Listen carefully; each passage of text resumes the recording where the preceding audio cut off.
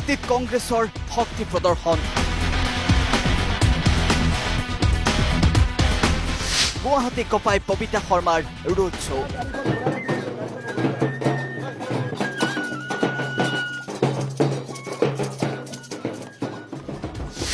ইমূৰৰ পৰা সিমূৰলৈ কংগ্ৰেছৰ ৰোড শ্ব'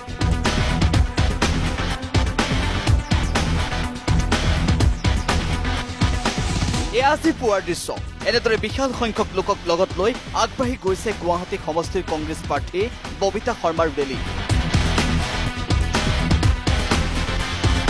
কেইবা সহস্ৰাধিক কংগ্ৰেছ কৰ্মীয়ে এনেদৰে শোভাযাত্ৰা কৰি আগবঢ়াই নিয়ে কংগ্ৰেছ প্ৰাৰ্থীগৰাকীক সংগীৰে বিৰোধী দলৰ উপ দলপতি ৰকিবুল হুছেইন আৰু কলিয়াবৰৰ কংগ্ৰেছ প্ৰাৰ্থী গৌৰৱ গগৈয়ে কংগ্ৰেছৰ ষ্টাৰ কেম্পেইনাৰ হুছেইনে পূৰ্বৰ দুটা পৰ্যায়ৰ আটাইকেইখন আসনতে কংগ্ৰেছ জয়ী হোৱাৰ দাবী কৰে লগতে শাসকীয় পক্ষইহে এতিয়া যোগ বিয়োগ কৰিব লাগিব বুলি কটাক্ষ কৰে চাৰিটা লোকসভা সমষ্টিতে আমি জিকিম প্ৰথম পৰ্যায়ৰ 5টা ছেকেণ্ড পৰ্যায়ৰ 5টা তৃতীয় পৰ্যায়ৰ 4টা আৰু যোগ বিয়োগটো তেওঁলোকক কৰি ল'ব দিব আমি প্ৰথম পৰ্যায়ৰ 5টা পাম দ্বিতীয় পৰ্যায়ৰ 5টা তৃতীয় পৰ্যায়ৰ 4টা যোগত মই অলপ বেয়া যোগটো তেওঁলোকক কৰি ল'ব দিব গুৱাহাটীতো আজি আপোনালোকে দেখিছে দিছপুৰ সমষ্টি য'ত যোৱাবাৰ আমাক মানুহে খুব বেছি ৰেছপণ্ড কৰা নাছিল এইবাৰ বিজেপি অফিচৰ ভিতৰৰ পৰা আমাক হাত বাউল দি ইংগিত দিছে তাৰমানে নাগৰিকত্ব সংশোধনী বিলৰ যি আইনত পৰিণত কৰিব খুজিছে তাৰ বিৰুদ্ধে ৰাইজে 3 ধৰণৰ ভোট আছে এটাটো কংগ্ৰেছৰ পক্ষ ভোট এটা হ'ল সচেতন নাগৰিকৰ ভোট সেইটো আমি পাম এটা হ'ল বিজেপি থকা অসমক ভাল পোৱা লোক সেই লোকসকলেও নীৰৱে কংগ্ৰেছক ভোট দিব নাগৰিক সংশোধনী বিল বাতিলৰ ক্ষেত্ৰত মন্ত্ৰী হিমন্ত বিশ্ব শৰ্মাকো আক্ৰমণৰ লক্ষ্য কৰি ল'লে হুছেইনে প্ৰথম পৰ্যায়ৰ নিৰ্বাচনৰ যেতিয়া 5টা নিৰ্বাচন হৈ গ'ল সমষ্টিত সেই 5টা নিৰ্বাচনত আমাৰ সেইজন যিজনে একে কংগ্ৰেছত দবদবাই থাকি পিছত বিজেপিৰ নেতা হৈছিলে সেইসকলৰ তেওঁলোকৰ মুখখন দেখিলেই ধৰিব পাৰি যে 5টাত তেওঁ শিৱসাগৰটোত জিকোৱাৰ দায়িত্ব ল'লে আমাৰ হিমন্ত বিশ্ব শৰ্মা ডাঙৰীয়াই তেখেতক দেখুৱাৰ লগে লগে ৰাইজে কংগ্ৰেছৰ ফালে আহিল ইমান অপ্ৰিয় হৈছে যে তেওঁ অসমখনৰ মানুহৰ মাজত ভাগ ভাগ কৰি যিদৰে ৰাজনীতি কৰিছে মানুহে খুব বেয়া পাইছে আৰু সেইকাৰণেই বেছি সংখ্যক ৰাইজে কংগ্ৰেছক ভোট দিছে প্ৰথম পৰ্যায়ৰ 5টাত যিটো আমাৰ হৈছে তেওঁলোকৰ মুখেৰে দেখিছে যে আমি 3টা সমষ্টিত খুব ভালকৈ জিকিম 2টা সমষ্টিত আমি কণ্টেষ্ট হৈ পেলাই আমি জিকিম আৰু সেই মাজত মানুহ যি দম্বালি মাৰিছিল গৌৰৱ গগৈকে হৰুৱাব নোৱাৰিলে গৌৰৱ গগৈটো জিকিল বুলি তেওঁলোকেই কয় ৰকিবুল হুছেইনৰ সমষ্টিত হেলিকপ্টাৰ দি গৈ নোৱাৰিলা আকৌ তুমি একেবাৰে দেখোন নেদা নে কি সেইটোৰ চৰ্দাৰ তোমাক ৰাইজে ৰিজেক্ট কৰিছে এইবাৰ আকৌ তুমি একেবাৰে অসমৰ ভাৰতবৰ্ষৰ চৰ্দাৰ এইবাৰ ৰাইজে তোমাক ৰিজেক্ট কৰিছে তোমাৰ কথা বতৰাৰ কাৰণে বিজেপি তথা মোদী চৰকাৰক আক্ৰমণ কৰে জ্যেষ্ঠ কংগ্ৰেছ নেতাগৰাকীয়ে প্ৰথম পৰ্যায়ৰ নিৰ্বাচনৰ 5টা সিটত হৈ যোৱাৰ লগে লগে আমাৰ বিজেপিৰ সেইসকল নেতা যিসকলে খুব অহংকাৰে বিভিন্ন ধৰণেৰে কথা বতৰা কৈছিল লাহে লাহে তেওঁলোকৰ মুখবিলাকত ধৰিব পাৰিছে দিশাত তাৰমানে ৰাইজে তেওঁলোকক যে ৰিজেক্ট কৰিছে তেওঁলোকক যে প্ৰত্যাখ্যান কৰিছে সেই কথাখিনি ইতিমধ্যে তেওঁলোকে উমান পাইছে দ্বিতীয় পৰ্যায়ৰ নিৰ্বাচনতো আপোনালোকে দেখিছে যে আমাৰ কংগ্ৰেছৰ দলৰ প্ৰাৰ্থীৰ সপক্ষে ৰাইজে ভোট দিছে আৰু আপোনাৰ নাগৰিকত্ব সংশোধনী বিল আনি যি আমাৰ গোটেই জাতিটোক ধ্বংস কৰিবলৈ বিচাৰিছে সেই কথা বতৰাবিলাকত ৰাইজ সজাগ হৈছে সাংসদ তথা কলিয়াবৰৰ প্ৰাৰ্থী গৌৰৱ গগৈয়েও মোদী চৰকাৰক সমালোচনা কৰে চাওক আজি 2019 নিৰ্বাচন আৰু 2014 নিৰ্বাচনত যথেষ্ট ডাঙৰ এটা পাৰ্থক্য আছে কি আজি মোদী মেজিক একদম নাইকিয়া হৈ গৈছে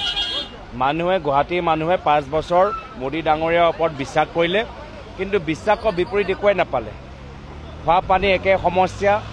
ৰাস্তা একে সমস্যা আজি নাৰী অত্যাচাৰ একে সমস্যা আজি কিমানখিনি কাম কংগ্ৰেছ দিনৰ ভিতৰত হ'ল ষ্টেডিয়াম হ'ল ইকনমিক এক্টিভিটি হ'ল বিজনেছ হ'ল আজি ইয়াত গুৱাহাটী বিজনেছমেনৰ GST আৰু ডিমনিটাইজেশ্যন বিজনেছবিলাক একদম নাইকিয়া কৰি দিছে তো সেইকাৰণে আজি আপোনালোকে মই প্ৰথম ফাৰ্ষ্ট টু ফেজৰ ভিতৰত যি মই মানুহৰ ভিতৰত যি সেন্টিমেন্ট দেখিছোঁ এতিয়া মানুহে মোদী মেজিক ওপৰত বিশ্বাস নকৰে সেইকাৰণে মানুহে গম পাই গৈছে কি মোদী ডাঙৰীয়া মাত্ৰ কথা কোৱা কিন্তু ৰাহুল গান্ধী ডাঙৰীয়া কাম কৰা আৰু ৰাহুল গান্ধী ডাঙৰীয়া কংগ্ৰেছ চৰকাৰ যেতিয়া আহিব অৰ্থনৈতিক উপাৰ্জন সকলৰ বৃদ্ধি হ'ব মোদী ডাঙৰীয়া তেওঁক 2 কোটি চাকৰি দি মাত্ৰ ঠগিলেহে আজি নিবনুৱা সমস্যা আটাইতকৈ বেছি আজি এই নিৰ্বাচনটো মূল বিষয়টো হ'ল ডেকা অসমৰ মাজত এই নিবনুৱা সমস্যাটো, যি সমস্যা যোৱা 5 বছৰৰ ভিতৰত সমাধান নহ'ল, আনকি মোদী ডাঙৰীয়াৰ দিনৰ ভিতৰত বৃদ্ধিয়ে হৈছে। তো সেইকাৰণে মই ভাবোঁ ডেকা অসম এইবাৰ তেওঁৰ নিজৰ অৰ্থনৈতিক ভৱিষ্যতৰ বাবে আজি এই নিৰ্বাচনত এটা গুৰুত্বপূৰ্ণ ভূমিকা গ্ৰহণ কৰিছে। প্ৰাক্তন মন্ত্ৰী অকণ বৰায়ো এই ৰোড শ্ব'ত অংশগ্ৰহণ কৰে। আমি আশাবাদী আমাৰ ৰাইজে আমাৰ প্ৰশাসনক সঁহাৰি দিব আৰু ইতিমধ্যে অসমৰ ৰাইজে মাৰ বান্ধি উঠিছে, মন বান্ধিছে ইতিমধ্যে। যিহেতু আমাৰ জাতি আৰু সংস্কৃতি লুপ্ত হ'বলৈ গৈ আছে, বিজেপি চৰকাৰে বহু আশা আমাক দিছিলে। নৰেন্দ্ৰ মোদী ডাঙৰীয়াই যোৱা ইলেকশ্যনৰ আগতে মোক ভোট দিলে প্ৰধানমন্ত্ৰী কৰিলে মই অসমৰ হৈ বিভিন্ন কাম কৰিম, বিদেশী পঠাম, আনএমপ্লয়মেণ্ট ছল্ভ কৰিম, 2 কোটিমান চাকৰি দিম, 15 লাখ টকা দিম প্ৰত্যেক পৰিয়ালকে, ব্ৰহ্মপুত্ৰ বান্ধ বনাম, বিভিন্ন আশ্বাস দিছিলে। খেতিয়কসকলক লোন মাফ কৰিম, কিন্তু আজি এটাও তেওঁ কাম আমাৰ সমাধান কৰিব নোৱাৰিলে। বিজেপিয়েতো তেওঁলোকৰ প্ৰাৰ্থীকে যথেষ্টখিনি আগবঢ়াটো দেখিবই, আগবাঢ়িব। তেওঁলোকৰ ধনৰ জোৰ আছে, ধন খৰচ কৰিবৰ কাৰণে কোনো প্ৰব্লেম নাই। আমাৰ মানুহ আমাৰ লগত আছে, ভোটাৰ্ছ আমাৰ লগত আছে। অসমীয়া জাতি সংস্কৃতি অসমত যিমান বসবাস কৰা ধৰ্ম নিৰ্বিশেষে জাতি ধৰ্ম নিৰ্বিশেষে আছে, সকলোৱে একগোট হৈছে যে নাগৰিকত্ব সংশোধনী বিলখন আমি বাধা দিব লাগে। সেই ক্ষেত্ৰত আমি যি কৰিব লাগে আমি বিজেপিক ভোটদানৰ পৰা এইবাৰ বিৰত থাকিম আৰু কংগ্ৰেছক ভোটদান কৰিম। পুৱা প্ৰায় 10 বজাত বতাহখুলিৰ পৰা আৰম্ভ হোৱা এই ৰোড শ্ব' বশিষ্ঠ হৈ দুপৰীয়া প্ৰায় 12:30 বজাত হাতীগাঁৱত উপস্থিত হয়। তাৰ পৰা ৰোড শ্ব'টো চন্দ্ৰপুৰলৈ আগবাঢ়ি যায়। ব্যক্তিগতভাৱে নাভাবোঁ যে কংগ্ৰেছ দলৰ কাৰণে বৰ্তমান প্ৰত্যাহ্বান আছে। আমি আশাবাদী যে এইবাৰ বিজেপি দলৰ সন্মুখতহে প্ৰত্যাহ্বান আছে গুৱাহাটীত, কিয়নো তেওঁলোকে যিমানখিনি কথা কৈ পেলাই অসমৰ ৰাইজৰ স্বাৰ্থৰ কথা পাতি পেলাই তেওঁলোকে ভোট লৈছিল, আজি তেখেতসকলে সকলো কথাত আমাৰ অসমীয়া ৰাইজক প্ৰতাৰণা কৰিলে। আৰু বিশেষকৈ আমাৰ জাতিটোৰ ওপৰত যোনটো সংকট আনিলে, তাৰ কাৰণে আমাৰ গুৱাহাটীবাসী আৰু গুৱাহাটী লোকসভা অঞ্চলৰ সকলো ৰাইজ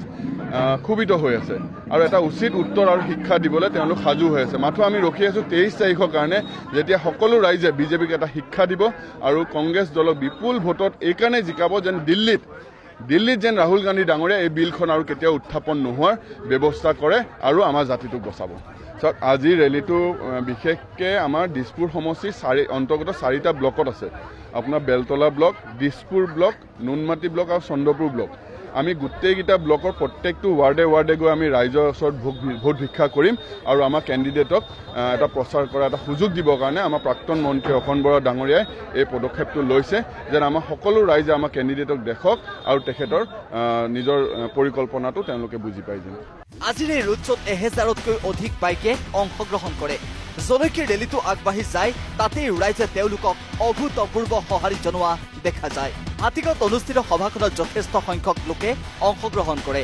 ৰাইজৰ স্বতঃস্ফূৰ্ত সঁহাৰিত অভিভূত কংগ্ৰেছ প্ৰাৰ্থীগৰাকীয়ে তেওঁৰ বিজয় নিশ্চিত বুলি দাবী কৰে। খুব ভাল জোৰদাৰ প্ৰস্তুতি চলিছে, দেখা পাইছে নহয়, ইমান মানুহ আমাৰ গোট খাইছে, সমৰ্থক গোট খাইছে আৰু আমি যলৈকে গৈছোঁ ৰাজহুৱা আমি সকলো ৰাইজৰ পৰাই সঁহাৰি পাইছোঁ। সকলো ওলাই আহিছে আমাক আদৰণি জনাবলৈ। আপোনালোকে নিজে প্ৰত্যক্ষ কৰিছে, আমাৰ ৰোড শ্ব'বিলাকত আপোনালোকে দেখিছে মানুহ ওলাই আহিছে, সঁহাৰি দিছে, আশীৰ্বাদ দিছে। মই ভাবোঁ আমাৰ বিজয় নিশ্চিত। নিৰ্বাচনত জয়ী হ'ব বুলি আপুনি নিশ্চিত। ভিডিঅ' জাৰ্নেলিষ্ট বুদ্ধদীপ্তৰ সৈতে অনিমেশ দাস, আছাম টক্স।